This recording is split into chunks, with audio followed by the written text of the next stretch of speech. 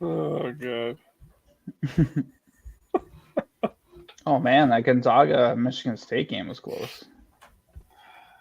Yeah, I heard Michigan State was winning last time I saw. Gonzaga won by one. Oh, there we go. That sucks. All right. Well, Go we are ahead, Jake. live again. Another Wisco Fanatics Friday episode, Packer special. We don't have Simon with us this week. He has a week off. We do have Bryant here with us.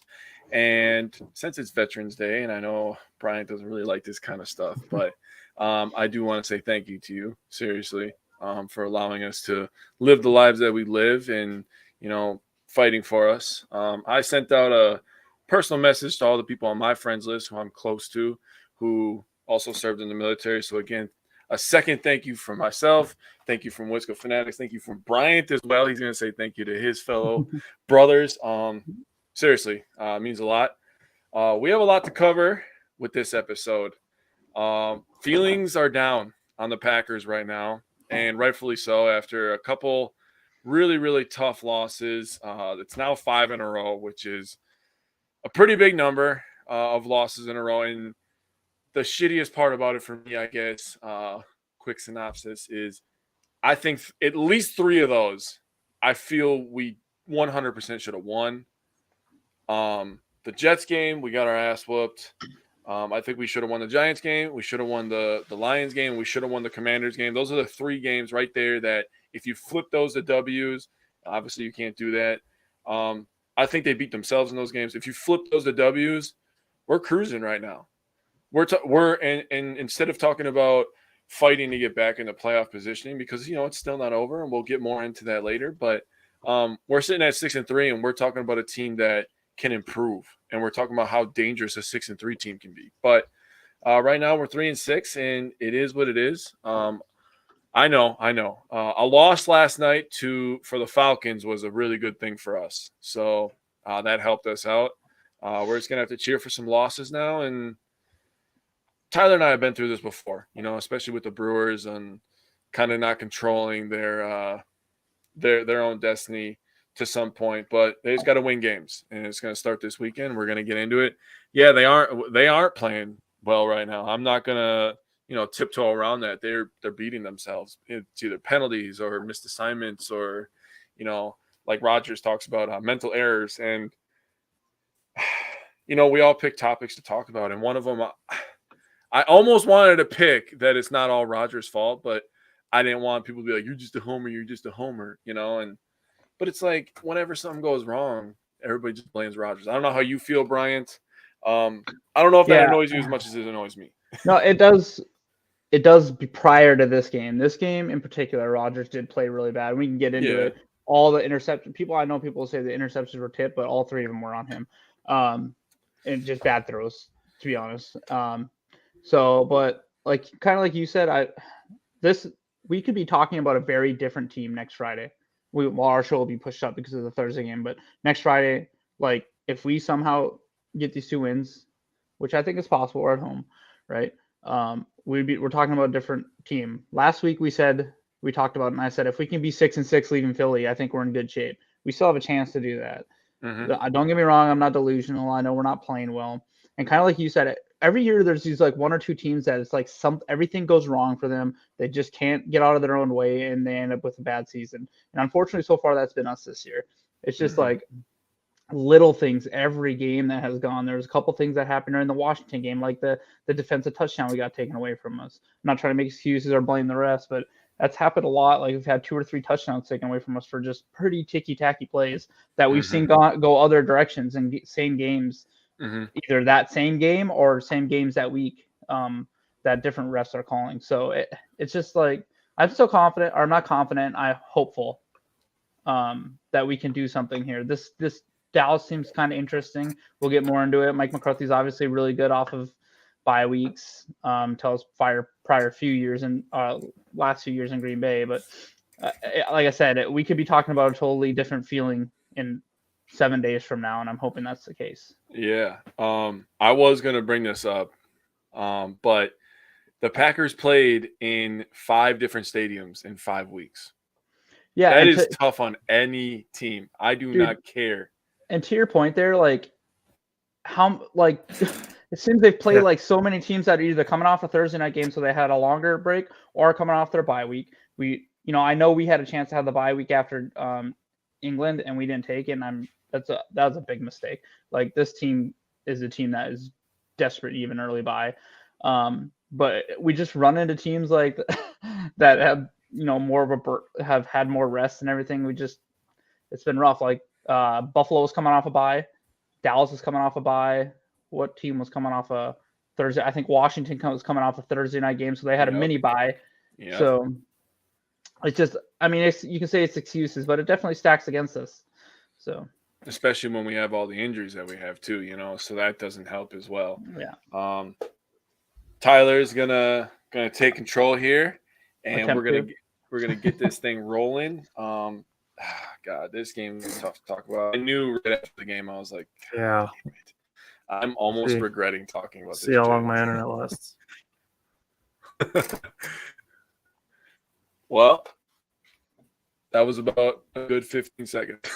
Well, hey, that's a long time for some of us. Yeah, I bet it is. So, the fact is, Robert, we know the Packers aren't playing well. And we're not going to, like Jake said, we're not going to tiptoe around that. Like, we understand that, and we're not just going to act like the Packers are playing the way we want them to just because. What we're going to do is acknowledge that they're improved, and then we're going to talk about how and why we should have different mindsets when it comes to things when things aren't going well. That's the voice of reason that we want to go Fanatics show come the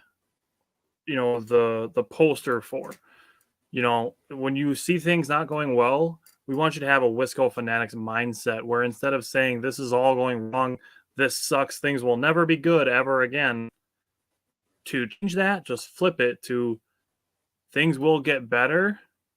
How will they get better? What should we be thinking while things are not going well? So that said, a lot of our preview for the Cowboys game is going to be focused on why the team shouldn't give up, why we should focus on making things better, and what it's going to mean for the future. We're going to be talking a lot about the young guys in that portion of the show. So we're going to start with the 3 stars, the number 1 star, and it's Allen Lazard. He got a lot of attention in this game, as we would expect with him being our wide receiver 1 now. He had some pretty good defense played against him. He had a couple balls where catches, but the defender just reached in and got their hand on his right hand and just knocked the ball out of his hand or made it so he couldn't complete a catch. And if he makes that catch along the sideline, which I know Bryant wants to talk about a little bit more later, we're talking about a near flawless game from Allen Lazard. But he finished with 4 catches for 87 yards and a touchdown, the only touchdown the Packers scored, and a very nice catch to Matt, and that was a good throw that Rod made in this game. So, I don't think it's really that he's dropping. I don't think Lazard has that many drops, like strictly drops. I wouldn't count that one. I think he's had some good defense played against him. He's had some drops, but yeah, if a guy is in either grabbing his hand so that he can't complete a one-handed catch, I don't know how you would classify that as a drop. The sideline one I know Bryant wants to talk about, so we can get into that a little bit more later. I wouldn't necessarily call that a drop either, just because the defender had his hand in there. But no, that's the thing that we want to do too. Yeah, the play I'll talk about is a 47-yarder. The one on the sideline though, where he got broken up, I would not call that a drop at all. That's a great. The DB had his arm in there. Yeah. So the thing with that too, that's a thing where you're looking at it and it's like all the Packers do is drop the ball instead of giving credit to the defense for doing a good job to break up those plays. Because that's obviously not easy to do. Being a defensive back in the NFL is one of the hardest jobs to do in the NFL, just because there are so many ways you can get penalized. Obviously, Eric Stokes found that out in the Washington game. Jake had the number 2 star, which was Jair Alexander. If he can get back in here, we'll let him talk about that. But then Bryant had 3rd star.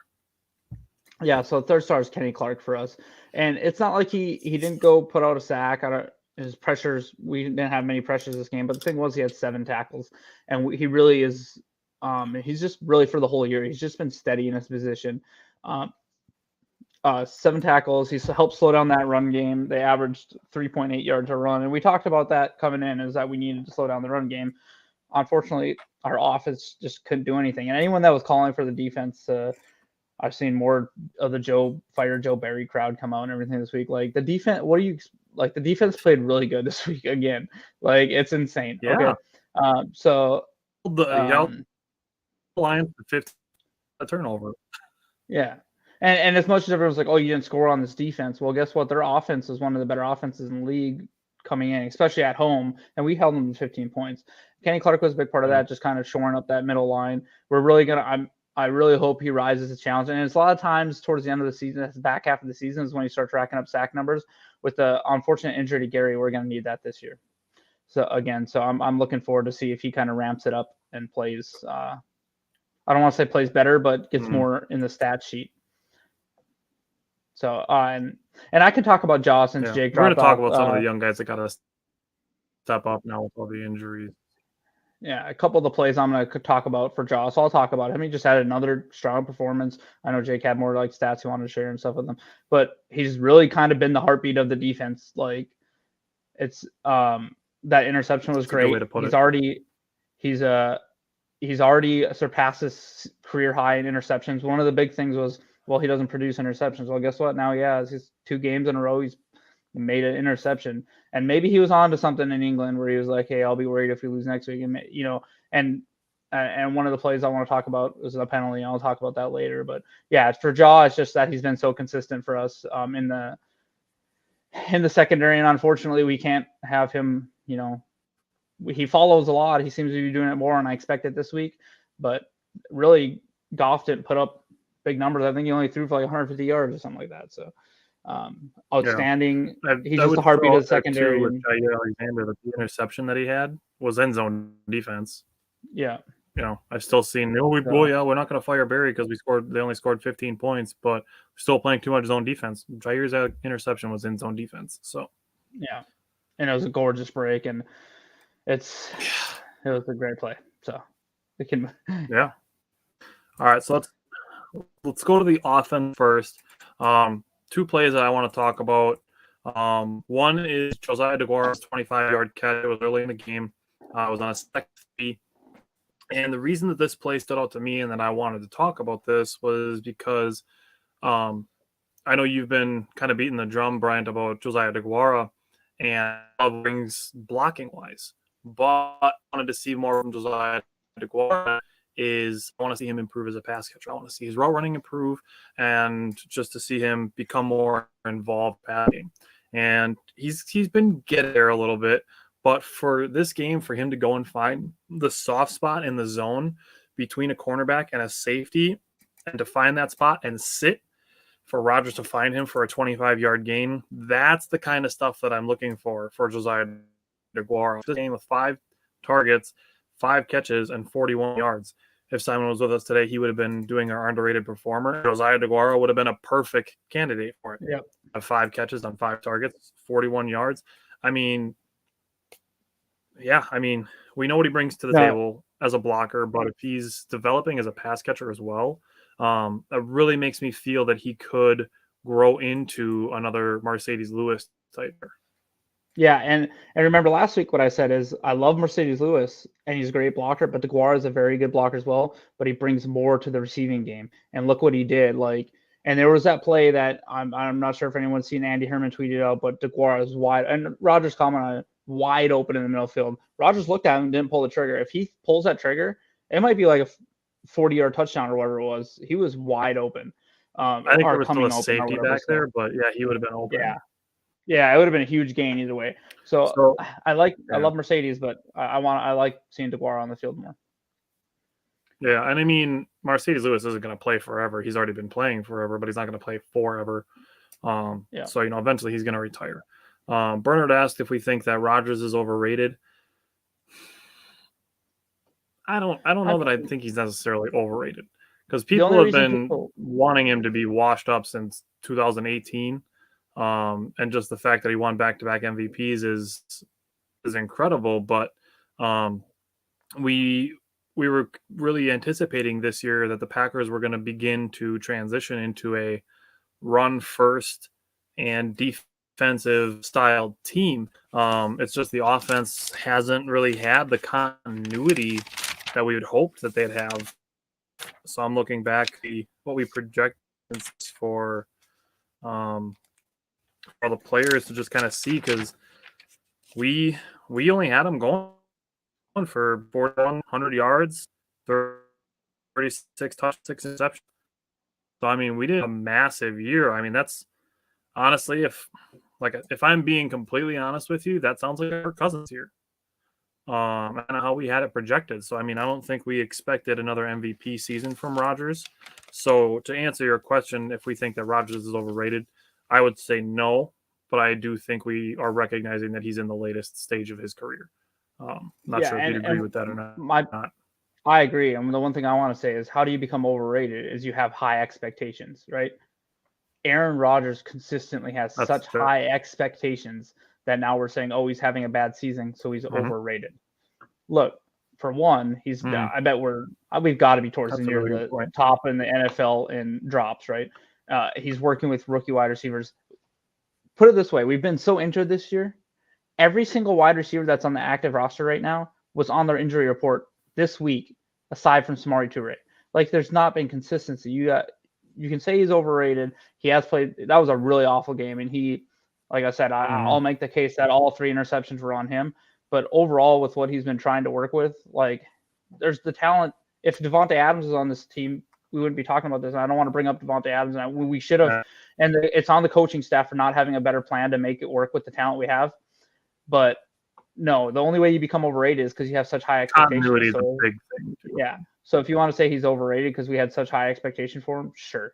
But no, he's not overrated. He's having a rough year. Everyone that thinks he should go and retire or we should trade him, I think you should just not talk, because I feel like this team is just a couple pieces and getting some stuff together to, be able to compete next year. Man, we're having some serious internet issues. You guys all got bad weather up there in Wisconsin? Yeah. So. It's been super windy the last few days. So that could be it. The second play that I wanted to talk about with the offense. Yeah. Second play I wanted to talk about with the offense was Kylan Hill's 7-yard run. It was the only carry that he had, so obviously it was 7 yards. First thing I want to say with this is I just want to say that if we only had Julio, that would just be another guy on the injury report, Tim. Tim, go look at Julio's stats this year so far and tell me what he's done. So first thing I want to say with Kylan Hill is I'm just happy to see him back on the field for Kylan Hill. Yeah. Keep beating the Julio drum, Tim. I'm just happy for Kylan Hill, just the person, just to see him getting back on the field. Second thing, we need all the healthy players we can get. That's what Kylan Hill is. Kylan Hill is, and he's got some physical attributes that are helpful to this team. The Packers need as many healthy players as they can get. And as long as Kylan Hill is one of those players, we need him. So that's bottom line. And then third, I will say, is we're going to need him too if Aaron Jones is hurt. Aaron Jones is limited all week. I don't know if he practiced in full today or not, or if he was still limited, but I know he's questionable going into this game. And Aaron Jones? Okay. He was removed from the injury report. He's good to go. Okay. Good news. Even if he is cleared from the injury report, I think we have to prepare a fewer this week because he is coming off of an injury scare. If they had a boot after the game, there's no way that it's not going to bother him if he gets 25 touches this week. So I think we just have to mentally prepare for Aaron Jones to have a fewer touches and for Kylan Hill to get 3 to 5 touches this game instead of 1. So bottom line is Kyle is healthy and we need that. So I'm going to go to Jake while Jake wanted to talk about pass to David Bakhtiari and then the big play to Samori Toure. Okay, so first, before I do that, I wanted to talk about a quote because I saw this a couple of years ago. And it's a quote from Bart Starr. And he says, "Anyone can support a team that is winning. It takes no courage. But to stand behind a team when it is down and really needs you, that takes a lot of courage." And I thought that quote was really going to hit home for a lot of fans right now. Tyler and I are really, really bullish on our approach to losing, to winning, to mental health towards sports. Bryant and Simon clearly are on board with vision as well. So we're not going anywhere. It's go Pack go, before Rodgers, after Rodgers, during Rodgers, even when he throws 3 picks. It's go Pack go, right? That's how it's going to stay. You read the fucking phone. Whether the Packers don't win a single game the rest of the season, it's go Pack go. Dude, I have this shit tatted on me. Ain't going nowhere. Right? Look, I want to say one of the worst parts for me, and I've credited him for some stuff on this show, and he's never going to see this, right? And whatever. Maybe he will. I think he's been on your show. But Andy Herman is one of my favorite people to listen to, and the negativity coming out of his podcast has been hard for me because he's been normally positive. Like even this week, on one of his episodes, he complained about us picking up Abrams because he's like, well, what's the point? We could use, we could roll that $1 million over. My thing is like, dude, Amos is owed a lot of money next year. If possibly we're looking for a potential replacement, unless Amos is going to take a pay cut. Savage, unfortunately, I don't think we're going to be able to do anything with him because his pay is so high. But like, I don't want to say $1 million is nothing because obviously that's a lifetime money to us. But in the grand scheme of the NFL, it really is nothing to bring in a former first round pick. And also, maybe it allows Barry to do what he wanted to do with Savage. And it gives you an opportunity to see what you're doing. So I will say, I'm not happy that we're in a losing streak, but if we don't do well the rest of the season, and some of these clearly fans that the ones that are, making fun of players that get injured, saying stuff about them, like, hey, if you want to go jump on somewhere else, have at it. I don't want you to, but the negativity is just, it's overwhelming and it's bad to see. It's like, this team has given us so many wins and, good season. I get it that we haven't won the Super Bowl, but all you ever hear from other fan bases like the Bears is like, oh, well, we would rather be losing so we have a better draft position. What has that gotten you? What has that gotten you since the 1980s? Nothing. It has gotten nothing to you. Like, it has given you nothing since the 1980s other than heartache. Yeah, we've had heartache, and everyone's like, oh, you've only won 2 Super Bowls with the Hall of Fame quarterbacks. That's more than, I bet 2 Super Bowls is more than a lot of the franchises in the entire league.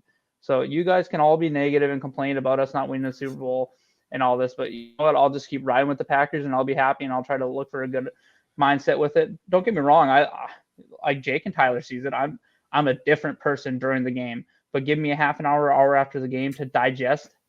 Don't go and post stuff on social media that's going to, you're probably going to feel kind of dumb about later. Like everyone just needs to take it. Like what I kind of do is I put down my phone for the rest of the day for the most part, other than talking to you guys because you guys have level heads. But I just put it down and I find something else to consume myself in for that day until I can kind of digest, take a deep breath, and actually fully comprehend everything that happened. So I wish more people would do that, but it's probably not likely. Process. Before I dive into my plays, the thing that saves me is my daughter bringing me the Sesame Street book for the 55th time in the day. And I'm like, all right, I'm reading about Cookie Monster. I already forgot about Aaron Rodgers throwing. Oh, no, I'm remembering it now. But no, seriously, it's not that bad. When you realize that life goes on, it is what it is. Yeah. I love sports. I would love for them to win, obviously, every goddamn game, every Super Bowl. But what's the fun in that, right?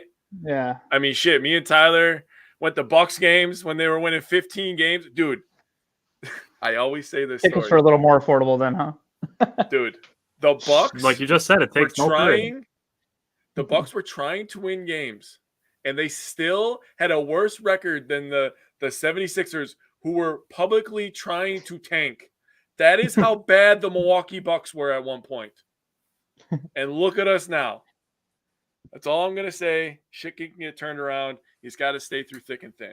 So let's dive into the plays. First one I'm going to talk about is the second TD. Oh, no. I wanted to talk. No, sorry. I messed up in my notes. I'm going to talk about the big play to Torrey.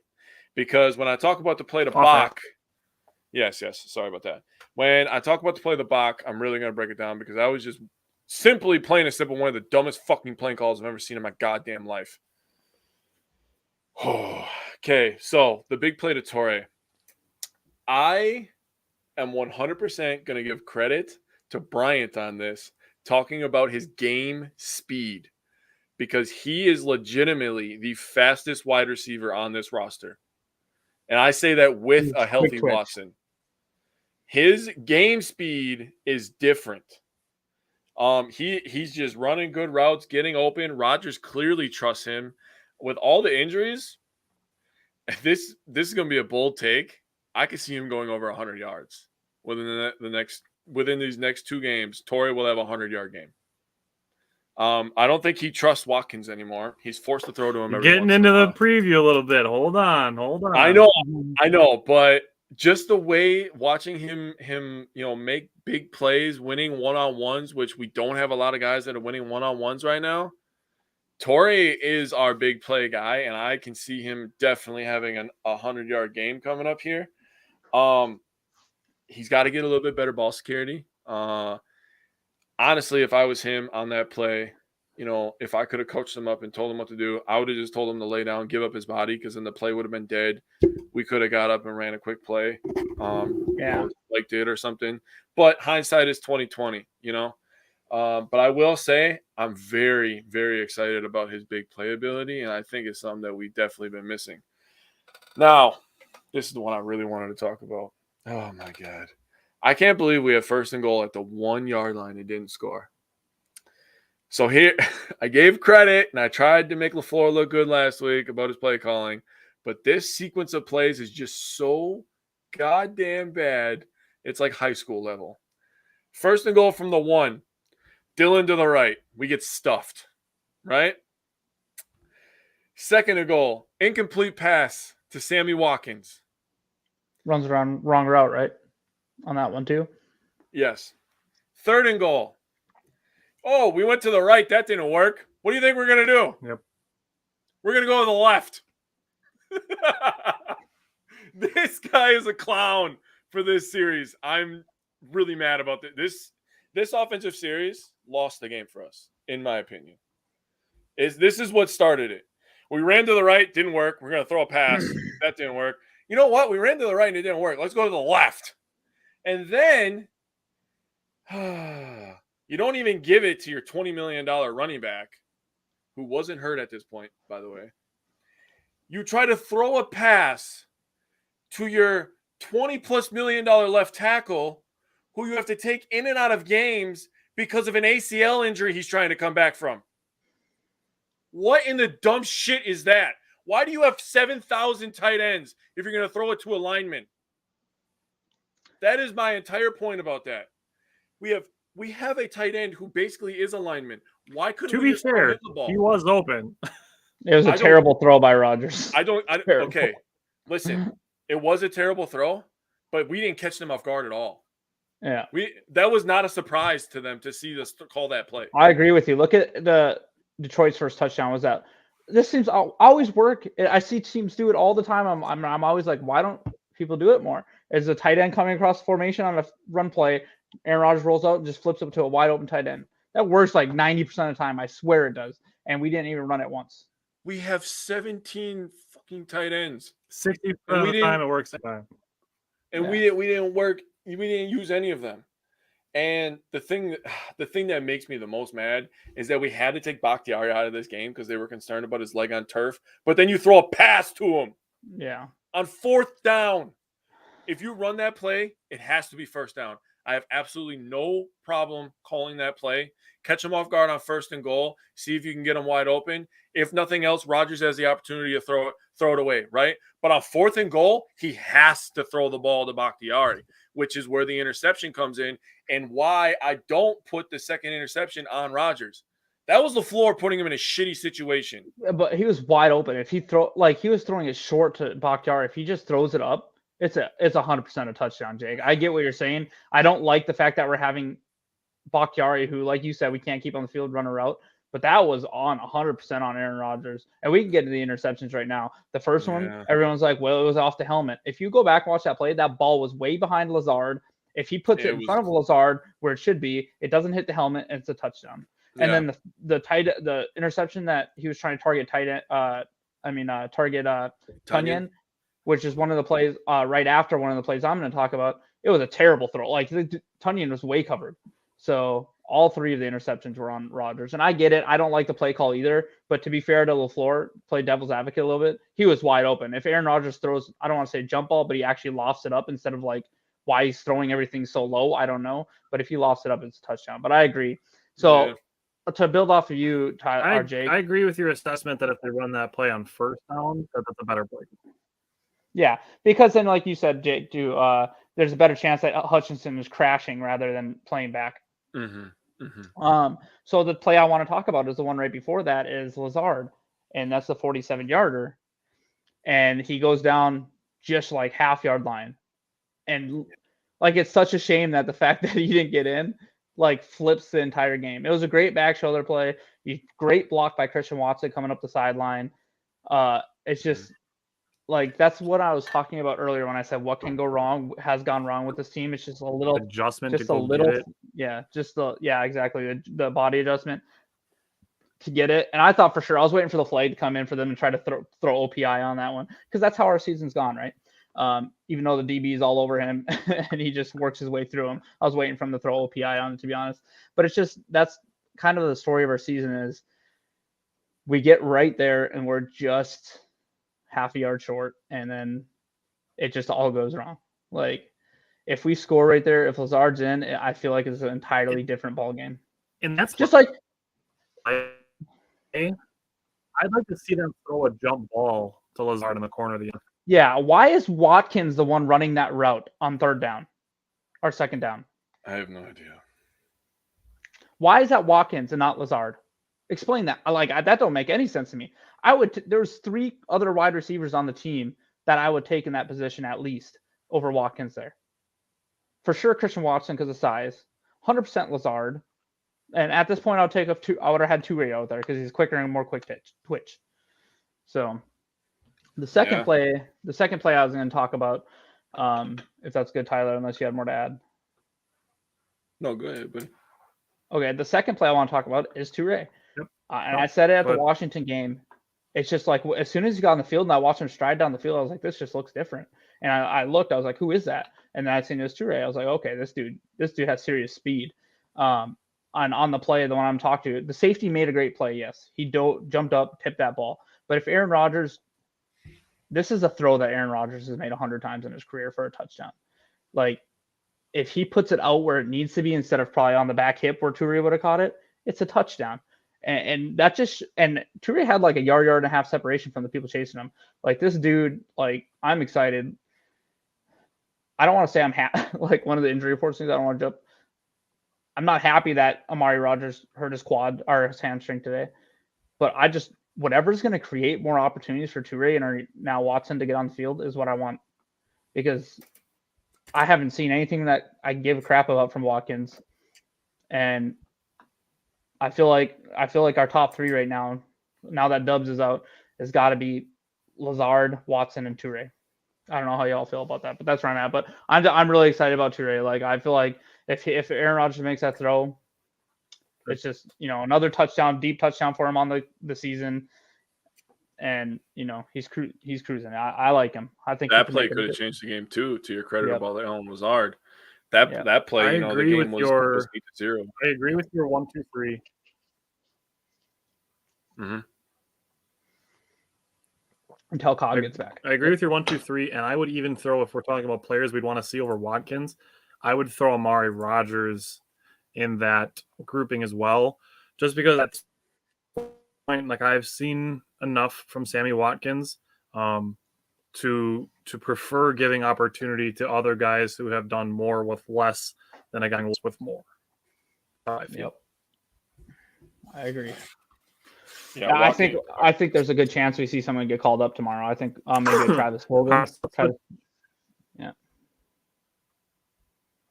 Yeah, Watkins is fucking washed, dude. He's done. 2 terrible run routes. Like, and he was the one a couple of weeks back saying, "Oh, we need to, if we're not on the same page, or we're not prepared or whatever." And then he runs 2 blatantly wrong routes that could have changed the game. The thing that makes it bad for him is on the last play of the game when he ran the wrong route and Rodgers is going like this, and then you see LaFleur going like this, and then Sammy Watkins is just like, he turned into coverage. He ran into coverage. I know. And if he would have ran out like he was supposed to, or Rodgers threw the ball, money. And Rodgers threw a good pass on that one, but nobody wants to talk about that. Wide open area. Yeah. Yep. And he had outside leverage too, because he was hand fighting with the DB. And by the time that he finally got separation, it would have been easier for him to run outside than to try to run back inside and cross over the DB again. Just go to where he's guiding you, which is the wide open spot in the corner of the end. All right. Let's switch to the defense. 2 plays that I want to talk about. One are the first quarter. DeAndre Swift got a swing pass. He kind of leaked out of the backfield, and Jared Goff hit him as like a safety at 20 yards. 2 reasons I want to talk about that play specifically. One is I love that the way the defensive line, and I think they rushed 4 on that play. So 3 defensive linemen, and I want to say it might have been Barnes that rushed the quarterback, and they made a very nice pocket. They collapsed the pocket very effectively. Goff had nowhere to go except to DeAndre Swift, and he completed the pass to Swift. Now, what stands out or makes this a standout play for me is because Quay Walker was just 1 step late on tackling DeAndre Swift at the line of scrimmage. That play, Walker can diagnose that 1 second sooner and gets there 1 step faster and makes that play. Walker will be a pro that. If you diagnose the play, you will become one of the best linebackers in football. That is, which as a rookie, I'm willing to give him time, obviously, give up on a freak, which, Packer fans seem to be really good at doing, but it's that type of play that if Quay Walker makes that play in the future, he is going to be a damn good linebacker. I know Jake wants to talk a little bit more about Quay Walker in a minute, but the other play I want to talk about is I want to give a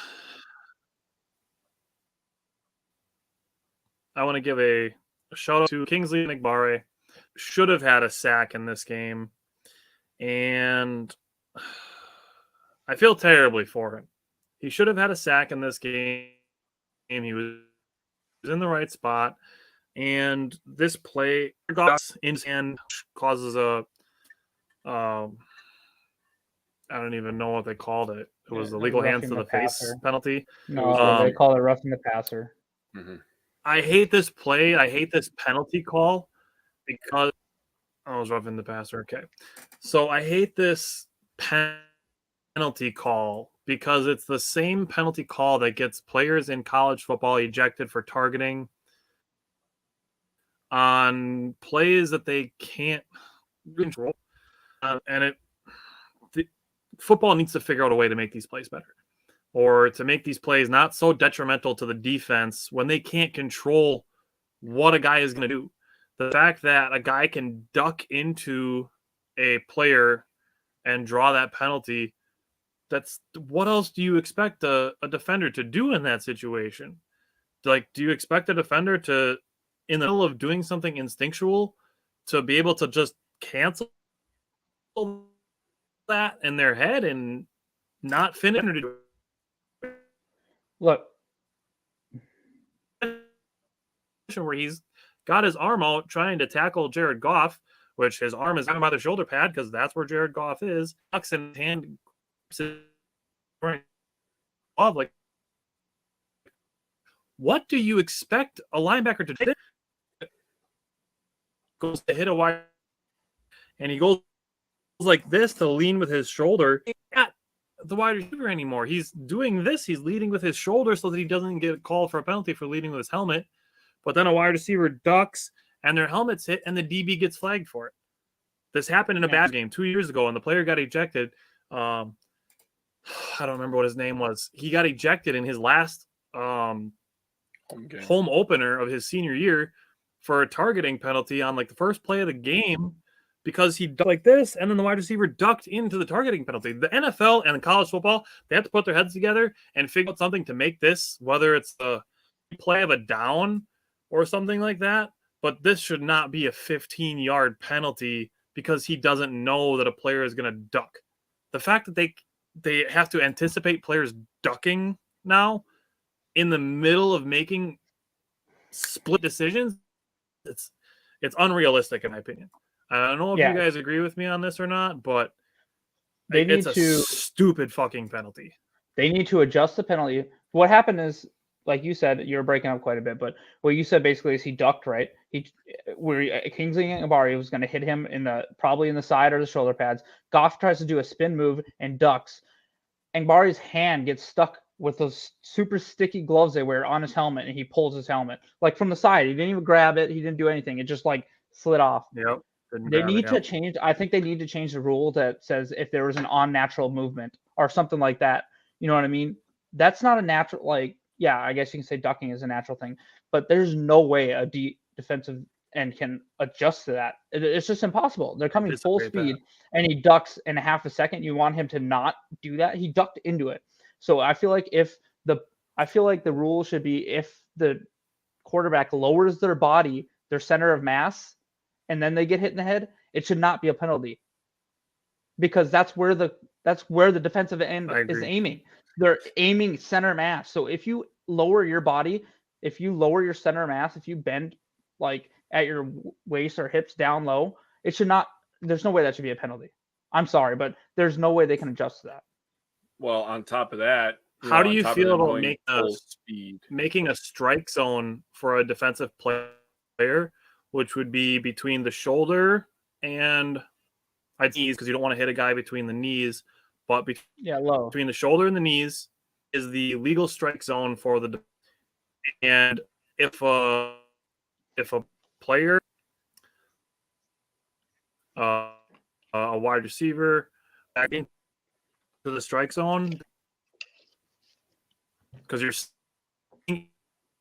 in that legal for players to hit offensive players, which would be above the knees but below the head or below the shoulders, because you obviously don't want to hit guys in the neck either, but below the shoulders and above the knees, and you call that the strike zone, and you have an NFL strike zone, like maybe that's something. Exactly. There's got to be something done to where if the offensive player lowers their center of gravity or their center of mass or whatever you want to say, they duck down and then they get hit in the head, it cannot be a penalty. That's such a terrible penalty, because then not only does it take away the sack from us, it gives them 15 yards.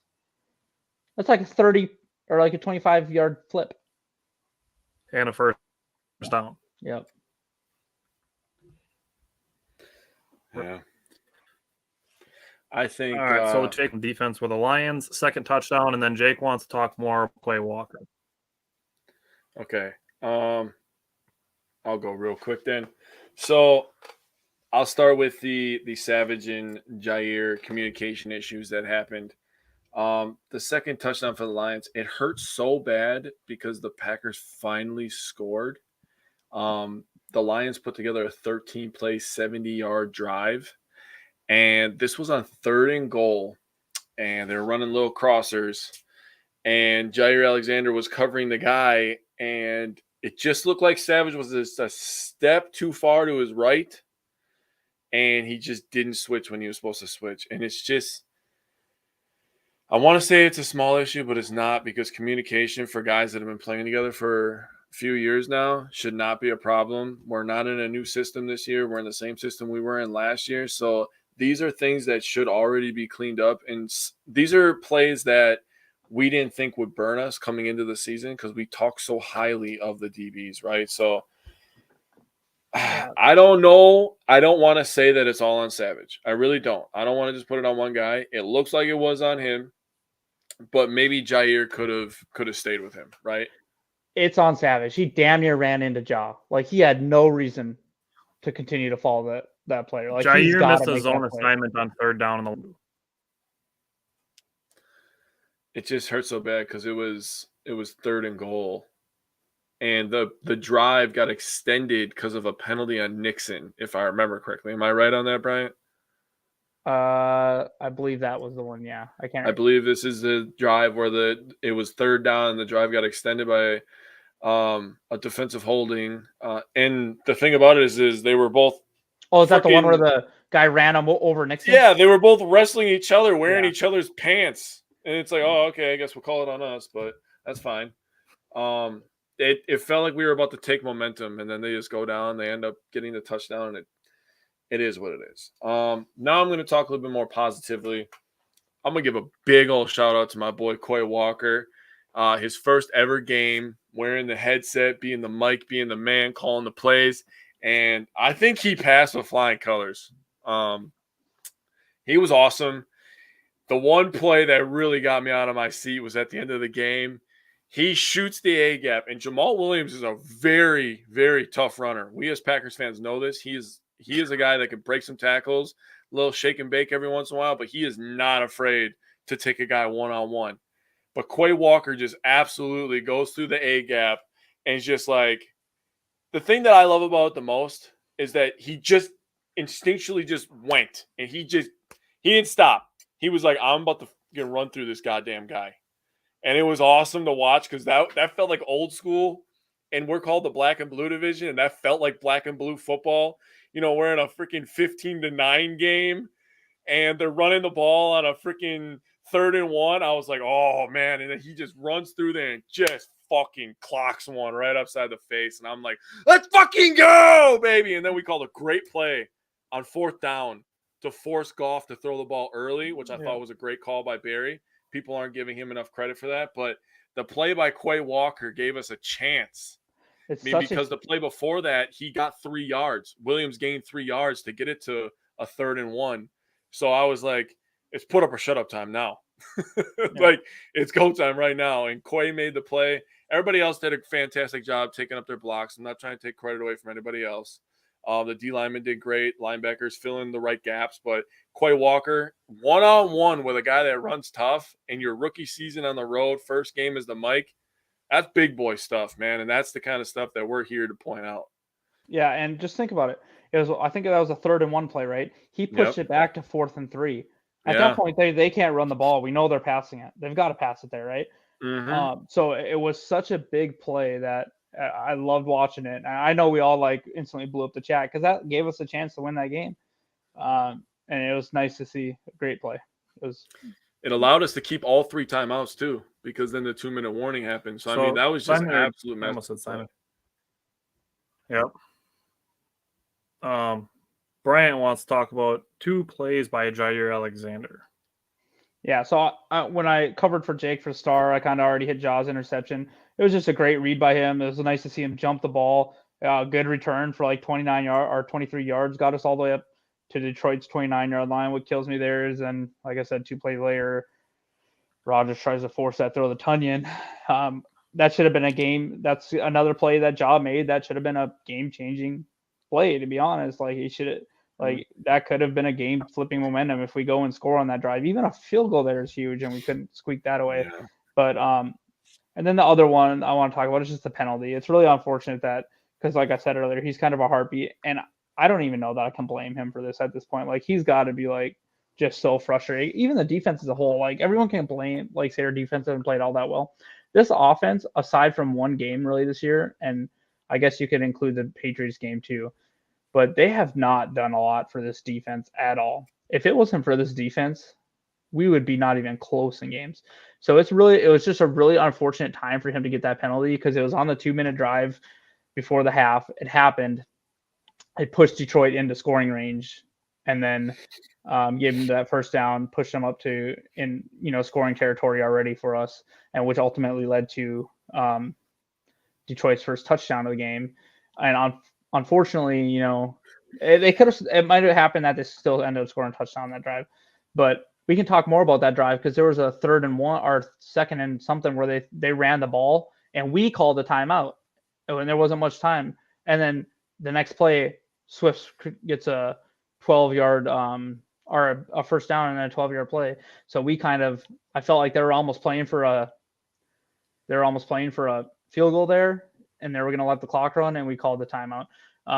But yeah, it's just unfortunate in that situation that it helped push them even closer to us because they weren't doing anything on offense. And then we can talk about that. I mean, That's such a. I'm sorry about discipline after Quay Walker got thrown out of the game. And then we can talk about the running into the kicker. I'm sorry, but if he shanks it so bad that it should have been blocked and he misses it to the left, and then he hops out and jaw touches a leg, and then he flops like LeBron on a court, and then they go for 2 because of that. That's like another one of those things. That's just a little thing that's not gone well for the Packers this year. That and was just goes against them. Garbage. It's just there's been a lot. I'm sorry, but there's been some really bad calls the last 3 or 4 weeks, and I know they happen in games, and I know that Green Bay has benefited them from in the past, but last 3 or 4 games it's really gone against us. So it's just that was such a bad call. I'm sorry, but he hopped out, jaw touched his leg, and he fell. The dude missed the field goal by 10 yards wide. If he kicks it where he's supposed to kick it, jaw blocks it. Yeah. It was just rough, but he still almost blocked it and he missed it that bad. That was crazy. Yeah. That's how you know it was a clear block, but whatever, man. But it was an unfortunate penalty for Ja, but overall I'm really happy with how everyone's like, oh, you paid him all this money. Yeah, this is why we paid him this money, because he's playing well, and I give him a lot of credit for changing our defensive scheme, because I have a feeling he was like, hey, I'm going to play man and you figure it out around me at this point. And that's when Joe Barry kind of made the change, and our defense has been playing. We have a lot more pass defenses and everything since then. We've been around the ball. We've created way more turnover, not way more, but we've created more turnovers. But yeah, it's an unfortunate penalty, but I love Ja. So let's get out of this game. Let's get out of the Lions game. Let's just leave that in the past where it belongs. Let's switch to the Packers and Cowboys game. It's Saturday afternoon, and I'm going to start with Bryant giving us the injury report against the Cowboys. It is sadly longer than we want it to be, but we got to talk about it. So let me pull out my CVS receipt here. Golly, this is long. It's long as shit, bro. So I'm just going to cover who's actually still on the report.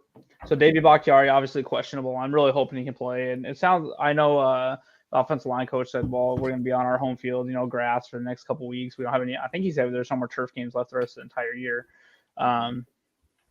So he's hoping really to help David out. So that's good. But he's questionable. He did log limited the last 2 days. So I have a feeling he'll probably give it a go, especially since he came in on that last drive.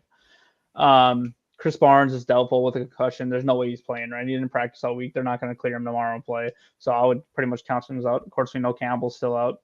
Unfortunately, we can talk about Gary and Stokes being out for the season. That really hurts. I really feel for Gary because that dude gives so much effort. And I feel like this was really going to be his breakout year. From what I've heard, everything he's doing, he's coaching up a lot. Yeah, he's still he's there for his team, and I just hope I hope this isn't one of those weird scenarios where I can't remember the player, but they waited 2 months after the injury to do surgery, and then it slowed him down. I still don't think he'll be back right away for the next year, but he's just such a great player, and he's really he's one of our future. We need him if we plan on succeeding going forward in the next few years. So hopefully he's all right. Same with Stokes. Stokes doesn't sound. I haven't really said exactly what the injury is, but hopefully he'll be all right. Dubs is out. That sucks because I really was hoping to see continued growth from him.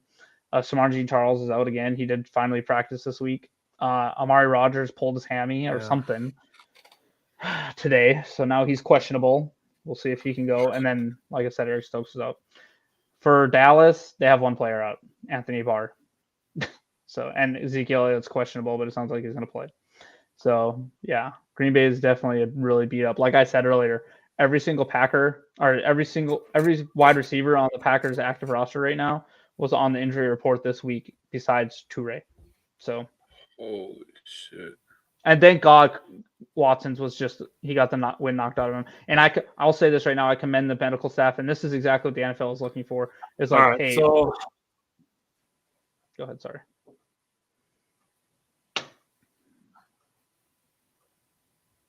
Go ahead, Tyler.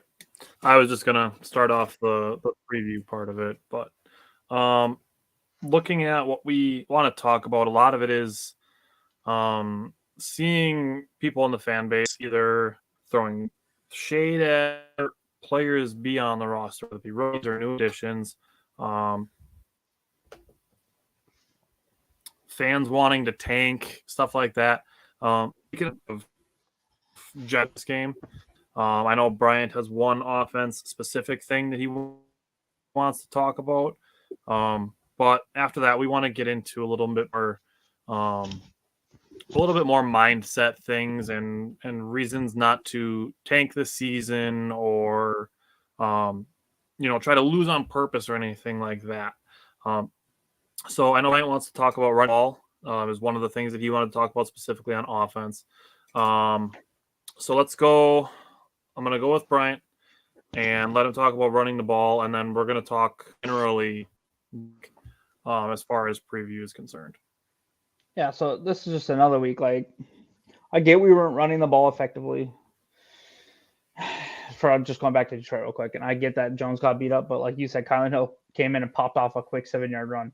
So going forward with the injuries we're having right now, and really this team cannot win a shootout. So what's the best way to not have that happen? Really, we need to control the ball more.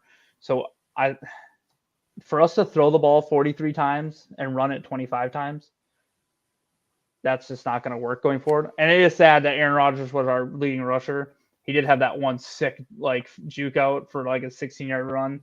I thought when he made that play, I was like, "Oh, we're winning this game." I 100% thought that was going to flip that game. Yeah. Fake. Oh, that was so sick. I thought we were winning the game from that play. And anyone that says he doesn't care, go watch that play. Why would he put himself at risk like that? Bro, both his elbows were bleeding and shit, bro. Yeah. He looked like a badass on that play. Don't tell me that dude doesn't care. But just running the ball, we need to. And I'm sorry, but I'm going to call it Dylan a little bit. He has not played all that well this year. He had two.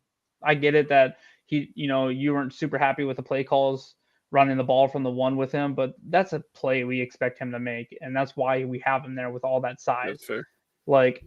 He's just, and if that means he's going to lose some touches to Kylan Hill at this point, it is what it is. And I'm hoping that, and if Aaron Jones is limited this week, then I'm hoping we see 5 to 8 carries from Kylan Hill. I'm hoping we see another 10 carries from Dylan and another 10 carries from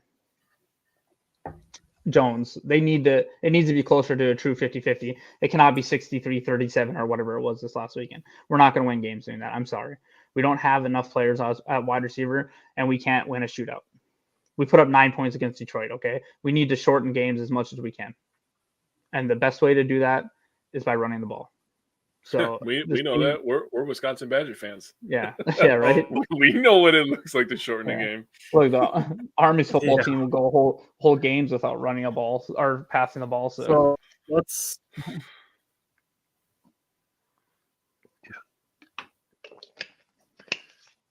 Run the ball with Jones. We need to pass the ball. Let's do our match and then let's get into some other stuff. For me on offense, the matchup that I'm going to be watching is Samori Toure versus whoever Dallas puts on him. And then for the Packers defense against Dallas's offense, I'm going to be watching Quay Walker to see if he can start making those plays that we're talking about. To see if we can see continued growth from Quay Walker. He's one of very, very few rookies that we've done injuries. He did get thrown out. He hasn't dealt with missed games due to injury like Watson, Dobbs, guys that we've wanted to see what their growth can look like, but have missed time due to injuries. So Quay Walker is still that I'm watching. Bryant, what matchups are you watching on both sides of the ball? So both sides of the ball for Packers offense, I'm watching our entire defensive line against Michael Parsons. We're going to have to, that dude's going to move around and he's a game wrecker. That dude, he might be the best defensive player in football right now. I know everyone loves Aaron Donald still and stuff, but Micah Parsons is a monster. If you watch this dude play, it's just, he's a beast, he's an animal. He's such an impressive player. And then, so I'm watching basically our offensive lineman. We better have good communication in this game or he'll have a free shot at Aaron Rodgers, and our running backs better be ready. I want to see Dylan stonewall him one time or something like that. we need to be ready to help support there. And then for defense, Packers defense versus Dallas offense, I'm watching the D line versus the O line. Look, these teams are strikingly similar when you look at both their offense and their defense, like their stats and everything like that. Aside from like Dallas sacks the quarterback a lot and has not given up many sacks. There was a big discrepancy there. But when you talk about throwing the ball, they're only throwing the ball for like 190 a game. I know that Dak has been out, but they're running the ball pretty well. So I'm watching our defensive line, especially with Rashawn Gary out. I'm really excited to see Kingsley Ngbari get more opportunities, but I'm watching our defensive line versus their offensive line. We need to slow down the run. We need to slow down the run, and we need to put Jaw on CeeDee Lamb because they don't really have anyone else to throw to. Michael Gallup's coming back, but he's been injured. And then they have that Noah Brown dude, and then Schultz. But this is a game that if we can lock down CeeDee Lamb and slow down the run, they're going to have trouble scoring as well. So to your credit of, Jake, what about you matchups? Yeah. To your credit of our D-line, Kenny Clark has to step up. The last 2 weeks, he's had a grade of a 35 and a 37 per PFF. So he needs to be better. So my matchup on offense is the Packers O-line versus the Cowboys front, right? Dallas ranks first in sacks per dropback, pass rush win rate, and pressure percentage. A lot of that is Michael Parsons. He's the name. But, goddamn, I'm blanking on the name. Who's the guy that's been there forever? Their D-end. Oh, my God. Lawrence. Yeah. Lawrence, he's having a pretty damn good year, too. I mean, they do a good job of getting the matchup they want. And if I'm going to be completely honest, if I was them, I would throw Micah Parsons on the right side and just let him go to work on Yosh Nijman. Because Yosh is still pretty new at that. So I would see if Yosh would be able to handle him one-on-one, kind of like what they did against the Cowboys when they had Evan Neal over on the right side, and he was whooping Evan Neal's butt all night. Look, they have Micah Parsons, who has 8 sacks, Dorrance Armstrong, who has 5, Lawrence, who has 4, Dante Fowler Jr. has 4, and then they have a safety. We don't have a single sack from our secondary this year that I can recall. I think wait. One might have got it against Allen, but that was basically Allen running out of bounds, if I remember right. But they have a safety that has 3 sacks on the year. So they do it, like I said, they do a good job of mixing up their blitzes. I've actually watched a couple Dallas Cowboy games, and I'm like, this defense is flying around. But my matchup on defense, it's going to be CeeDee Lamb versus Jair. Like you said before, you kind of fed into my matchup. You talked about if we get locked down CeeDee Lamb, they don't have anybody else who really kind of strikes fear into me. We're going to see what happens with Savage if we move him down because of the sad news of Eric Stokes probably missing the rest of the season. But CeeDee Lamb hasn't had a game over 100 yards this year, and I'm hoping that stays true this week. Hopefully Jair is just right across from him and giving him a hard day. CeeDee Lamb's a good route runner. He's very good at the secondary moves and getting open, and that plays well with Dak Prescott, who's a mobile guy. He can run himself. He likes to run. He's not afraid of contact. I very easily could have went Devondre Campbell / Quay Walker versus Dak Prescott because of his ability to extend plays. But I didn't. I went with CD. I also want to say the other thing that's going to be very key for the defense this week is holding Pollard down from big plays. Because he's a guy that he can pop off a 50-yard run or he can catch a pass and go 40-plus yards, and he has the speed to go to the house. He's kind of their Aaron Jones in that sense, where he gets them going, where he can get them momentum in those plays. He's probably the second most dangerous wide receiver on the team. Yep. Just want to give a shout-out to Wisconsin boy Jake Ferguson, who has a couple touchdowns on the year. It sucks that he plays for the Cowboys, but I'm sure because everybody's worried about McCarthy coming back. I'm sure it's going to be a really big day for Ferguson.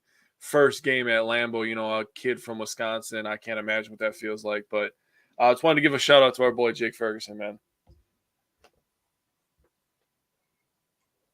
I'm all good now. So we're going to do a little bit more. This is going to be a little more general stuff. Mm-hmm. Jake and I looked at this, and we want to talk about reasons not to tank the season. So, first of all, for me was, let's say you do that. what mindset does that set for your younger players? You're telling them that it's okay to lose. There is no scenario where you should be telling people it's okay to try to lose on purpose or you don't need to try to win.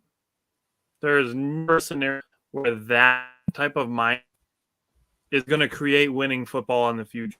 And that's what's important, that even if this season results in missing the playoffs, you need to teach your players, especially the ones that are going to be on. And after Aaron Rodgers, which this includes Jordan, that no matter bad care if you have 0 wins, that it doesn't mean you go out in the next game, try not play to win. Don't care what possible route come up with for it.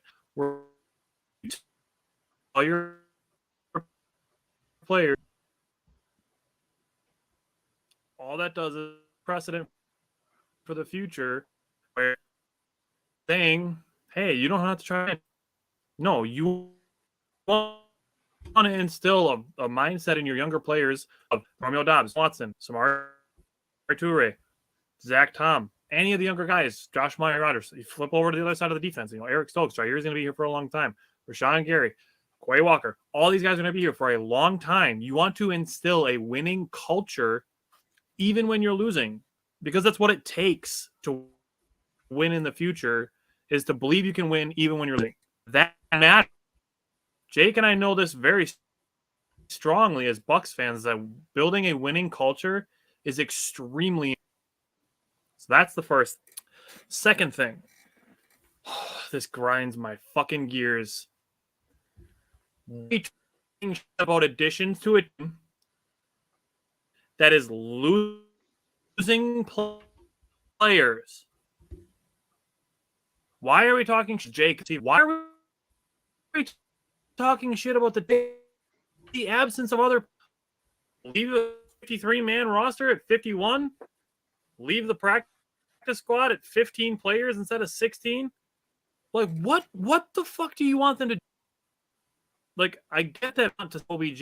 That can't be that attractive of a destination at this current point. Sure, if the Packers go on a 3-game winning streak, that's different. But not every move is going to be signing OBJ. They have to bring in players to fill out the practice squad and to fill out the 50th roster. Bitching about that, it just makes me so damn angry. The fans are complaining about adding players, and they're just laughing. Oh, that'll help the season. What do you want the roster open? It's so fucking dumb of a thing to complain about. Obviously, you can tell that it irritates me. I don't know if you guys have thoughts on either of those things, between the mindset to the younger players or talking shit about adding players, but I will. It goes kind of back to like what I said about Andy Herman. Leave the floor to you guys and things that you guys wanted to bring. Yeah, that kind of talks about leaving the floor. Talk about what I said about Andy Herman complaining like, well, it doesn't, I would have liked this move better if we got him on a veteran deal. Guess what? Well, we made sure we got him on our roster. He'll make $1 million over the next 8 games, and we'll see that if this former first-round draft pick, who was picked in the first round a lot of times for a reason, we'll see if a change of scenery or a change in the system can help this player out. This wouldn't be the first time that someone changed sceneries and actually look at who is it? Demarius Randall. Didn't he become a pretty good safety for the Browns for a little while before I think he had a few years? Yeah, he was pretty good. Then he get an injury or something, right? Like, change of sceneries happen and become good things for players, right? Or even if Abram doesn't work out for us, but it lets us put Savage in the slot, and we realize that, hey, Savage is a good slot corner compared to what he's playing at safety. That helps us next year, or even the rest of this year, and helping us save that first-round draft pick, who we owe $8 million to no matter what next year, unless someone takes on that contract. And newsflash, no one is taking that contract with the way he's played. So, like, for someone to complain about it, like you said, what do you want us not to do anything, not to sign anyone? People are like, oh, go sign OBJ. What in the world? Why would you think OBJ is even considering coming to Green Bay at this point? Hell no. He's going to be signed before we can even get back to 500 if we were to do that. Like, so get the OBJ idea out of your head. The only way we would sign him is if we gave him a lot of money the next couple of years, and we were like, this is this is a move for us to be setting up for the next, before our window is shut, and if we have Aaron Rodgers for 1 or 2 more years. So yeah, I agree with you, Tyler. It's really something stupid for people to complain about. I sent you guys that little The GIF Abrams or whatever, thing? right? Not GIF, the little thing in the little meme or whatever you want to call it, right? In the chat where it was the two people looking at the wife and the husband and the donkey, and no matter what scenario you put them in, they had something negative to say about it. That's the fan base, right? No matter what you do, they're going to complain about what you did. Someone's going to complain about it. So it's just, you can't win. I want to say something so bad right now, but I'm going to hold it in. I'm just going to go to my with first. Abrams too is if it gives you the opportunity to use Savage in a different way, that could potentially help in the absence of Eric Stokes. So and then Abrams to Savage. That'd be a helpful move this season. What's going on, man? Exactly, if you want to know how bad Darnell Savage is, you can look at Tyler's three. Sorry. Yeah. If we get OBJ, they can play, and we got. Yep. Yeah, I agree with that too. Let's just get rolling on these points because I wanted to talk about the non-eliminated from playoffs before we get really deep into this. A win this weekend will go really far away. And I understand that we can say that for the last couple of weeks that a win would go really far away. But Atlanta already lost, and they're technically ahead of us. So an Atlanta loss last night, was a really big thing for us. If the Rams lose, they'll be at 3-6. Washington is 4-5. They could easily lose. And then San Francisco at 4-4 is really the one that's going to be tough to get over that hump. But those guys are just shooting themselves in the foot as well. They're not playing, great football out there in San Francisco. So there's lots of opportunities. I agree. Yay for Atlanta losing. I will cheer for them to lose the rest of the season. Same with the Rams, Washington, who owns a tiebreaker over us, which is really fucking annoying. And then San Francisco, I always cheer for lose because their fans are a bunch of dickheads. I'm not even going to mince words right now. That's just exactly how I feel about them. You can't just mail it in. You have Aaron Rodgers, dude. You always have a chance. And by this time next week, we could all be celebrating 2 wins. The Packers are 5-6. We can get to next Sunday, and all these teams, like I just mentioned, San Francisco, Washington, Atlanta, the Rams, they could lose two more games. And all of a sudden, everybody's looking up like, oh, shit. Does Green Bay still have a chance? Is the season still over? And everybody on ESPN, Rob Ninkovich, who I think is an idiot, by the way, everything he says is just negative about Green Bay and Rodgers because of how close Rodgers is to Tom Brady, even with 1 Super Bowl on the totem pole of all-time greats. So he always tries to knock down the Packers and Aaron Rodgers.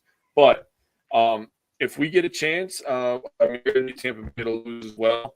We own the tiebreaker over them, but we're not playing well. We're not winning a lot of games. So it would be nice for them to lose their game in London. Or no, they play in Germany. They play in Germany. Oh, yeah, that's right. So that'll actually be pretty cool to watch that. Hey, Jake. What's up? You didn't thank Tom Brady for his service. I'm very disappointed. That guy, dude. What a jackass that guy is, man. Oh, my God. Oh my God. He is – I'm so sick of him, man. And, it's not even from just a standpoint of jealousy anymore of him winning all those titles. It's really the standpoint of he really thinks he's untouchable. He thought he was going to say that shit and it wasn't going to bother anybody. Yeah. That's when athletes, and LeBron has been there. There's a number of guys. Look at Favre right now. Let's not just forget what Brett Favre did. Brett Favre is just stealing money and people are just going to forget about it. No, nobody's forgetting about it. Kyrie Irving's another guy. And I've been hearing a lot of people defending him. So I don't want to get political or anything like that, but I hate when athletes get to a point where they feel like they're above the law. That shit really, really irks me. And to compare yourself to a military veteran is just so out of line. It's why would you even go there? How did you connect that in your brain and thought that was a good fucking idea to say that shit? Yeah, I always say about the military, I don't have enough balls to do that shit. Yeah, look, I don't. not enough balls. I'm not one that gets like offended about that, but I can tell you right now, when I was in Korea for a year away from my family, and there was planes flying over every day because we didn't know what was going to happen. They put out or what we call like bunker. Well, they put up bunkers outside of our barracks. That little barracks room that I lived in was no damn mansion in Florida that I go home to every damn week. So for him to say like, oh, it's a season is like that, I was like, come on, dude, like be a little realistic at least. Yeah, it's long hours and everything, but it's not.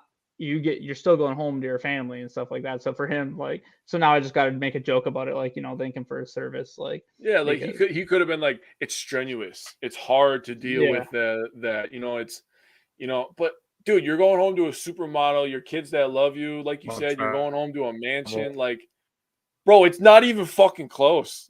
Yeah, don't do that.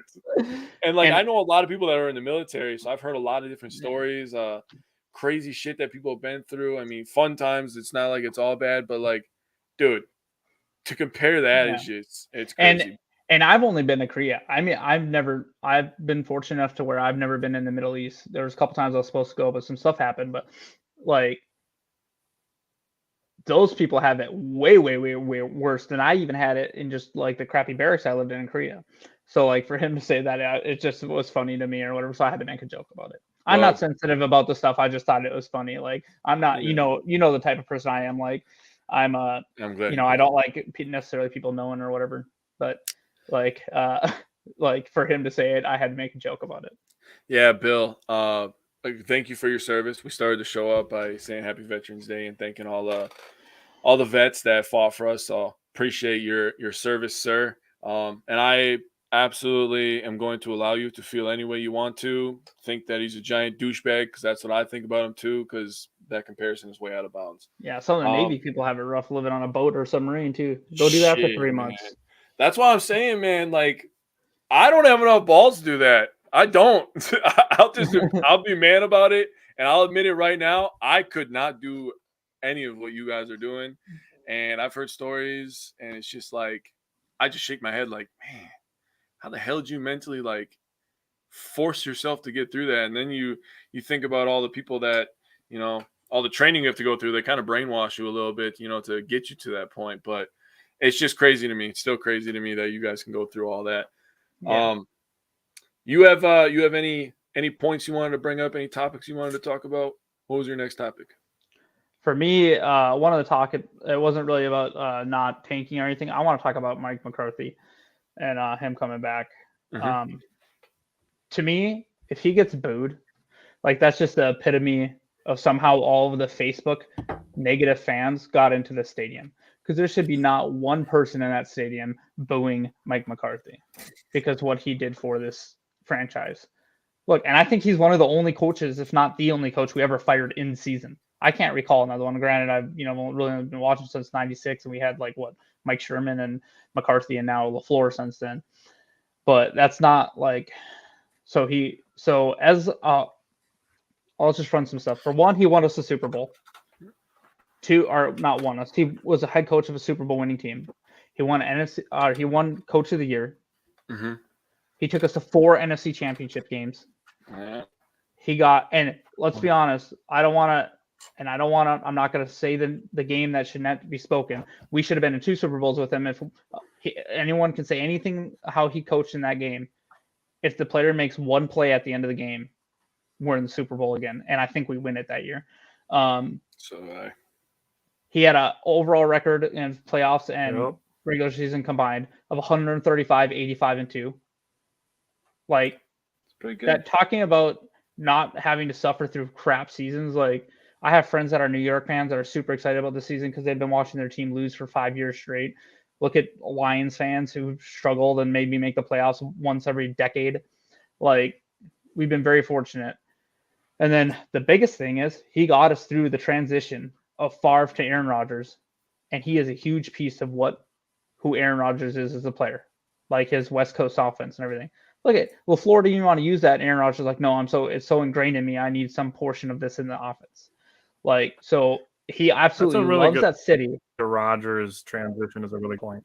Yeah, he Mike McCarthy loves that city. If I'm not mistaken, him and his family stayed there the year after he got fired when he took his hiatus and like Yep. studied stuff. Like, so if anyone wants to if he gets booed at all, like it's just a disgrace. Like, because I would, yeah, sure, I was ready for him. I was ready for the change of scenery. I was one of those fans like we need to move on or whatever. I didn't think it was going to happen in season. I don't think it should have happened in season. Yep. But now looking back at it, like what he did for this team, and as a head coach, he was one of the one, like he never threw players under the bus, and he would always get up there. And how many times, rest in peace, Ted. How many times did Ted Thompson make a move and then not come and speak and make Mike McCarthy speak to the press about all of that? Almost essentially every time. Whenever something was going wrong, or someone wanted something, or that we didn't make a move at the trade deadline again, or we made, we didn't draft the player we needed. It was Ted Thompson spoke like once a year, and it was always Mike McCarthy was the face of the organization. So I really hope he gets a warm welcome. I hope Green Bay. I gotta imagine Green Bay is going to tribute him some way. I gotta imagine LaFleur and Aaron Rodgers are going to meet him out in the middle of the field before and after the game. I'm hoping that no matter how it goes, like I hope that he's the respect that he has earned. I hope it's given on Sunday. In my eyes, from that year, if they're available. So first, we have to thank Mike McCarthy for even allowing Aaron Rodgers to become a Green Bay Packer, because he was on the San Francisco staff when they took Alex Smith. So thank you for that. Thank you for getting us to a Super Bowl, winning a Super Bowl. That was, man, I could still remember that fucking game like it was yesterday, which is crazy because it was a long ass time ago now. But when he was talking about his return, God, I've gotten so goddamn soft since I had kids, man. But when he started choking up, talking about his daughter being born in Green Bay, man, it was like that was that human aspect of it, and it was kind of like, damn, man, like I want to hate you right now because Rodgers was hating on you and shit, but I can't. No, he did his thing, man. We won a lot of goddamn games with him. It's the same thing that I talk about with Rodgers right now. Like, the guy's won a lot of games for us, man. If he wants to have a bad game or two, like, chill out, y'all. Like, he's been damn good for 15 plus years. So let's just relax on all that, But yeah, man, I'm looking forward to it. I think it'll be interesting. It'll be interesting to watch Rodgers versus McCarthy. I think that'll be a good chess match because they McCarthy know each other everything so well. He does well. Yeah, they know each other so well, and McCarthy being the coach, I think will have the advantage because he'll know like what Rodgers is thinking and shit. But it'll definitely be interesting. Yeah. Tyler, you still with us, buddy? He's just frozen by our wonderful analysis. Brian, the other thing Brian wanted to talk about was injuries creating opportunities. This kind of touches on something that I wanted to mention too, was preparing guys to injuries occur. So I'm going to let Brian talk about the injuries to Romeo Dobbs and Rick Stokes. All of these things creating injuries or injuries creating opportunities. So go ahead, Brian. Yeah. And we've hit on some of them already. Jake talked about Quay wearing the comms piece. If I remember, I'm not calling for players to be cut or anything, but our cap is a little bit of a disaster next year. And if you look at the way they structured Devondre Campbell's contract, I think they can pretty much get out of it after this year, if I'm not mistaken. And I'm not saying we should do that, but I'm saying gives Quay a chance to maybe he takes that over from Devondre Campbell next year. This gives him a chance to call a few more games and be in there and be the leader of the defense in the middle of the defense. Kingsley Ngabare, that dude he just makes one or two plays a game. Unfortunately, this last game it got taken away from him from an awful penalty, but he's been around there, and I think he's already got more sacks than like Gary. I'm not saying he'll be better than Gary or whatever, but this dude did win a lot of he had a really good pass rush win rate in the college, but he's already got a couple sacks on the year. It's really and that's on limited snaps, so I'm excited to see him play. Obviously, I didn't want Preston Smith or Gary hurt. He's the guy that when we talked about players we want to see get more playing time, that he was the guy that I brought up. Yeah. Savage, this might open an opportunity for Savage to, I don't want to save his career because it's still early in his career, but this might give him an opportunity to recreate himself a little bit if they let him play slot corner. Watson, we need him really to step up now. I know we've been a couple weeks in a row now, injury scares and stuff, but now that Dobbs is out, which I feel so bad for Dobbs because like he was about to put up a really good rookie season and like really kind of, and he still did and still has a chance. But really, if you think about it, if he does miss All the right, high so end, real quick, and the injury to Dobbs. Well, no, your internet today. That Kirby Jones Defensive Player of the Week. Kirby Jones, NFC Defensive Player of the Week after going low Romeo Dobbs on the first fucking play of the game. Like dives at his fucking ankle and injured for 6 weeks, and then proceeds to have the game of his fucking life after that. I'm so salty about that. hey, That he injures a player on the first game by doing something stupid like diving at somebody's fucking ankles and then goes on to have the game of his life. I'm pissed at the football gods for that. Hey, I'm never going to celebrate an injury or especially a head injury, but Karma got him a little bit later in the game. I think hopefully he's all right and he's okay, but you're right. Like he had, like that was such a dirty shot on Dobbs. Like, where's the flag on that? Why is that a flag on against a quarterback, but you can try to break a wide receiver's ankles? Anyways, so yeah. So other players, so Watson obviously needs to step up and shine. Same with Toure. He's already showing like he's had a couple good games in a row. He doesn't need to hold on to the ball, but he was definitely wrestling for more yards. I want to see Wyatt on the field more. I feel like we need to see him more. And I don't want to say cut Jarran Reed, but if I'm the Packers and we unfortunately lose this game, I'm looking at Jarran Reed and like, hey dude, like you've been playing well. Do you want us to cut you and let you go to another team? So I want to see Wyatt more. McDuffie has played well. I'm excited to see what he can do because I know that he'll probably not be our starter with Campbell and Quay Walker on the team. And I imagine Campbell will probably at least get another year on, we'll restructure him or whatever. But so yeah, there's a lot of younger players now that we're gonna see what they're made of and see if they can go. Like I said, it sucks for Dobbs, and I hope he can get back for like they said a 4 to 6 week injury. If it's 6 weeks, that's really gonna suck because then we're looking at maybe he plays the last couple games. Hopefully, it's on the shorter side and he gets another 4 or 5 games in. And also, I'd love for him and Watson both to hit like the 500-yard mark. So just because that would just like build their confidence, you know what I mean? And we did all that analysis on, or I did all that analysis on Amari Rogers on one of the articles released about like how many yards rookie wide receivers put up and what it how it projects for their career. So I'm hoping they get back and play well. But it's just there's a lot of opportunities out there now, and some of these players need to take advantage of it. And we need to probably stop like trying to get Watkins on the field. Maybe Mercedes Lewis, we let him take a backseat, more of a role model. I hope to God if he retires, we somehow bring him back on the coaching staff. But I want to see DeGuara more, and we have been seeing that. So, yeah, a lot of opportunities out there. So hopefully someone takes advantage. I agree. All right, so let's give some keys to victory. I'm going to start. My key to victory is 7, not 3, or a turnover. When we get into the red zone, we get to the goal line, we need 7 points. Not 3, not turnovers. It needs to be 7 points. The fact of the matter is, you can't give an opportunity for a team to come around and hang around or to get an early lead because that's how we have lost the last 5 games. Detroit had the early lead at halftime. You go to the week before, Buffalo, they had an early lead.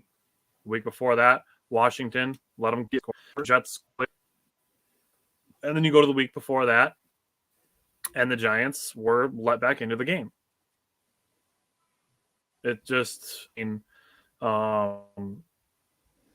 Packers scoring offense and their opponent.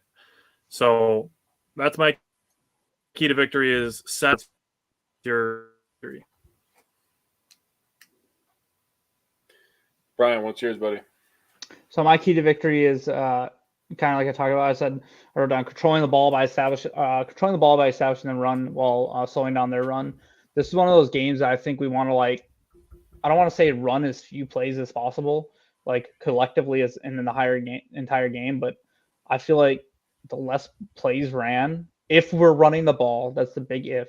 If we're running the ball, the fewer plays ran, the better for us. So like if this is one of those games where we win because we ran 50 plays and they only got to run the similar amount because we ran the ball effectively and we slowed down their run, I feel like we have a pretty good chance of winning. This game will be won in the trenches, and I'm just hoping we have the firepower or the moxie to do it. I'll say they're probably better in the trenches than us. Their offensive line has been played better because they've been healthy.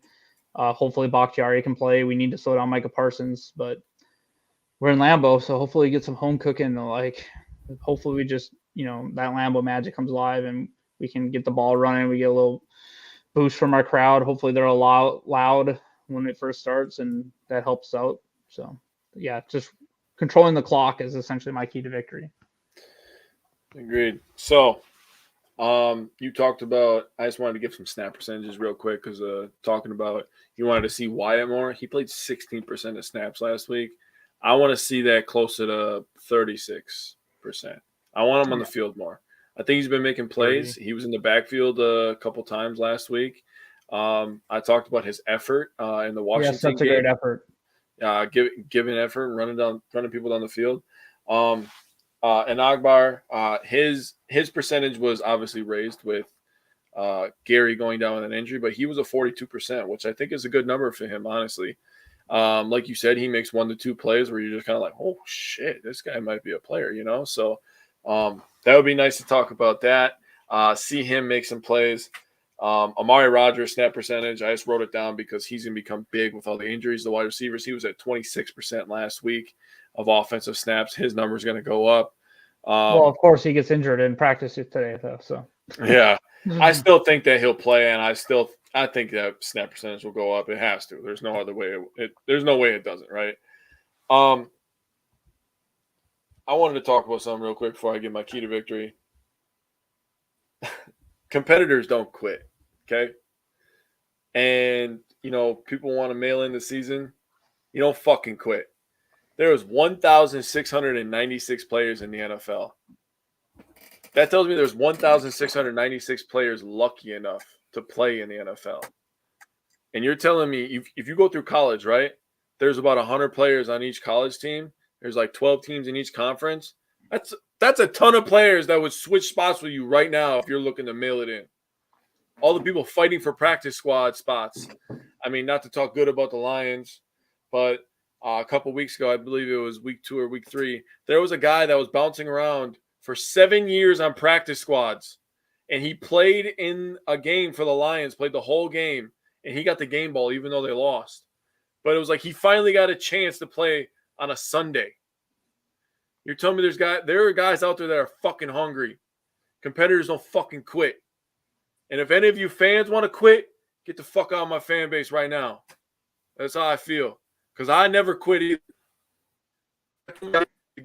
Anything. Now the key to victory is going to tie in to never giving up. Finish. I'm not just talking drives like Tyler was talking about, which was a great point, my man. We need 7 goddamn points. Finish defensive drives. You get them in a 3rd and 8, you get their ass off the field. You get them in a position where you can stomp on their goddamn throat, you stomp on their fucking throat. Okay? I'm sick and tired of this patty cake shit. We complaining about this, having this little flag do this. I'm sick of that. At the end of the day, this is still football. And that guy is still 250 pounds, just like me, right? So guess what? I'm going to run through his ass, and he's going to fucking know that I'm here. That is what makes football the best. So my key to victory is finishing. Finish your plays, finish your drives, finish everything with goddamn effort and heart like you care. I don't want to see some soulless motherfuckers walking around with a G on their head. I want some goddamn fight. And now I'm done. That's how I feel. Oh, good point. It pisses me off, man, watching him walk around all sad. Yeah, man. and I agree with you, and Bill agrees with you. He said agreed on not quitting. So I do. Let's do some score predictions. We're gonna do one from the head, one from the heart. Go first. It pains me, but my score prediction from the head is 23-6 Cowboys. Have a pretty two-way roster. I Packers can slow down Dallas offense. I also see a scenario where the Cowboys possess the ball because the Packers offense doesn't move the ball. That's why I say the 16 points. That's 3 field goals and a touchdown. Now, if I'm going from the heart, and I do believe this is possible, that the Packers win this game 20-17. I think 20 points is doable by this Packers offense, even with players hurt. I do believe 20 possible with this offense, despite hurt. And when it comes down to it, I do believe that the Packers defense is good enough to hold Dallas to 17 points. There are still playmakers on this defense that are stars. Jair Alexander was in our 3 stars. Adrian Amos is still a good safety despite having a couple rough games this year. And we still have quality players on this team like Preston Smith and Dean Lowry, and Quay Walker is an up-and-Sulis is a playmaker. We have good players on this defense still, so I do believe that it is possible that the Packers can hold the team to hold Dallas to 7 points with their loss. So, and give me your 2 score predictions from your head and heart. Brian, you go ahead first. Yeah. So from my head, kind of like Tyler said, unfortunately, I could see us losing 20-14. I think it's going to be a close game because, like I said, both these teams, their offenses are pretty similar, and their defenses, kind of similar with points given up to. Green Bay has faltered a little bit lately. It's in Lambeau, so that should give us a few points. I think the spread is like in favor of Dallas by like 4 points. Sad. When was the last time? I wonder when the last time we were home underdogs. Like, it's probably been a minute since, as with Rodgers as a starting quarterback, I bet it's been a while. Maybe against Tampa Bay a couple years ago in the playoffs, but I don't even remember that. No, I think we were favorites. But either way, so 20-14 Cowboys is my head. I feel like it's just everything that can go wrong has gone wrong for us this year. So hopefully maybe something starts going right for us at home. And for my heart, it was 20-17. Tyler hit that one right on in the favor of Packers. I feel like I know we're not doing Simon Says this year, but this week, but it's going to be Ja gets his 3rd interception in a row for a game. I think maybe he takes one back to the house and he puts us, because I don't think the defense or our offense can score that many points, but maybe they get to 13 and Ja puts up a 7 on the board for us and we pull off the win 20-17. Good to see it. I'm alone on this week, huh? I picked Packers on both of them, man.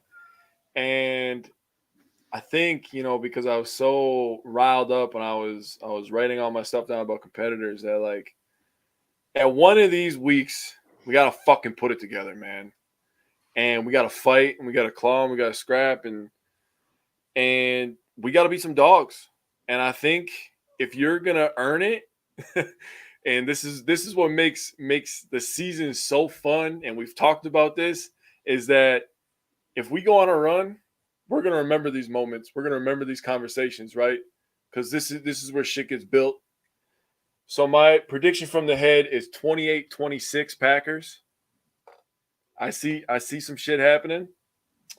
And my prediction from the heart is 28-17. I went 28. I went 4 touchdowns. I think 1 defensive touchdown and 3 rushing touchdowns. 1 from Aaron Rodgers. That'd be impressive because Dallas, one thing, they've been giving up like 4.7 yards per carry on the ground, but they've only given up 4 rushing touchdowns all year. So for us to put up 3, that would be awesome. I think Rodgers gets 1 because he's gonna be playing with that heart and that grit, lead by example. And then I think Aaron Jones gets a couple. I think it's time. He's due. I'm for it. Hope you're right. Yeah, Bill predicted 21-10 happy Dallas and 27-24 Packers. So he's pretty close to my prediction as well. I have 28-26. Either way, we got to win, man. There's too many goddamn Dallas Cowboy fans in the world that need to shut the hell up. I think there's a very slim chance you make the for sure. I think you make the playoffs at 10-7. I think there's a very slim chance you can make it they at think they 9-8. win their Super Bowl whether they lose this game or not. Oh yeah, Dallas, whatever. Yeah. Delusional. They're like Bears fans who think that Justin Fields is an elite quarterback. So He threw 3 passing touchdowns. Nah. yeah, but he rushed for more yards than he threw. That dude. Shut up, bro. He can't. I think he's All throwing right. for Well, more unless you than guys want to 200. throw out there Yeah. about this Packers Cowboys game. No, it's that the Bears suck, and I really hope that the Lions beat them this year. And how the hell I would love to see Jones wave at a Cowboy. Hey, shit, Bill, I'm on board with that. Micah Parsons. I was just He watching. probably can't outrun Micah. That dude's a He can outrun Micah. Micah's pretty fast, but Micah's 4.4. Jones is 4.5. that was a long time ago. He's definitely Jones gotten could. fast. I don't know that Dylan could. Dylan cannot. Dylan will not. Dylan's going to have to run him over, which is a tall test this year, which is yeah. I don't know. I guess we'll see. It'll be interesting. Man, I guess the last thing that I want to say about this. All right. game, Well, let's hope this is the week where the Packers. I'm sure we'll be talking game. Thanks for sticking with us. Your internet, bro. Or many internet issues, but back next week on Tuesday. Yep. With the Packers playing on Thursday next week, so we will have an episode 4 days now. So we will be live on Tuesday night, same time, and then Jake and I will be back on Wednesday talking about the bad Bucks. So thank you for everybody for sticking with us and for commenting along, and for the veterans. I was really appreciative on this Veterans Day, so we want to say a thank you for that. And I will talk to you guys on Sunday then. All right, Sure. Pack, go.